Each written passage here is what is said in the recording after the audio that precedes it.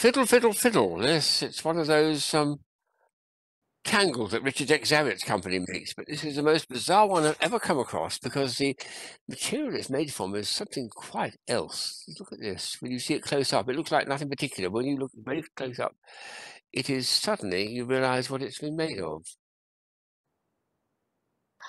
How bizarre is that? Someone's gone mad with a glue gun, haven't they? Extraordinary.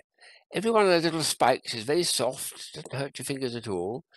But it's quite nice and very, very strange tactile feeling to it. And they all, it's like a tangle, it comes apart, you pull it apart and push it back together again. But it's a fiddly toy for bored fingers, and when it also entertains the tactile sense, I suppose, because it's the most bizarre version of a Richard X Zawitz tangle that I've ever come across. I've never seen it since then. Perhaps it didn't sell too well. It's very, very bizarre, but I love it. I love bizarre things. Here's something else which is not bizarre. It's actually very clever. It's I'll turn it on the back. You can see that they're called stable tables, and it says the world is full of wobbles. So quite right too. These are all a bit like feeler gauges in a way. One of my colleagues says there's a feeler gauges. So I take one out of the package. There we are. What you're looking at is 10 of these, each separated. If I spin them round like this, you see they're all separated like feeler gauges. Every one of those is actually, I'll get it into focus this picture there. Every one of those is about 1 millimetre thick, I worked out, just over. So there's about almost a centimetre's worth of almost 10 or 9 or 10 of them. If you've got a very shortened leg on one of the tables in the cafe where you're sitting at, you have a chance to get it into balance. And you've got 3 different colours if you want to do them. And as one of my colleagues pointed out helpfully, you can put a hole through, you can put a string through the top there and attach it to yourself to make sure you don't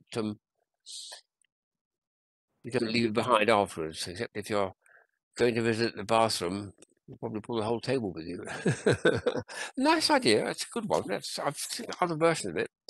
Yes, the last item is sent to me by a wonderful puzzlist and inventor, Nandor Bokor, who's Hungarian, and it's just something he's made up because he's good at this sort of stuff. It's a sheet of glass, and he says, you shine a light in it, Tim, you'll find there's Gromit, the famous cartoon character, but it's got a hologram on it. So here we are, I've got a light in it. We'll see if we can get Gromit to do his stuff and appear. Oh, upside down. But all in colour, which is nice. I'll show it close to the camera to start with, and I'll back away a bit.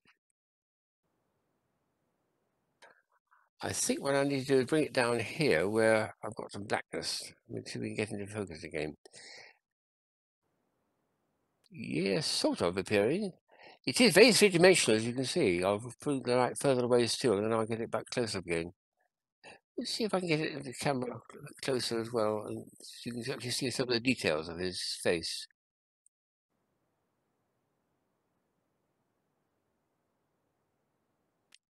He's done a very nice depiction of old Gromit, isn't he? But it's lovely to see it in three-dimensional.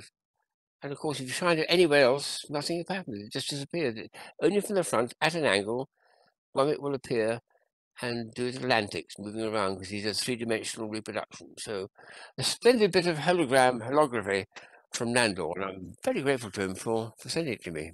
I've got to look after it, though. It's only glass, so it's a bit precious.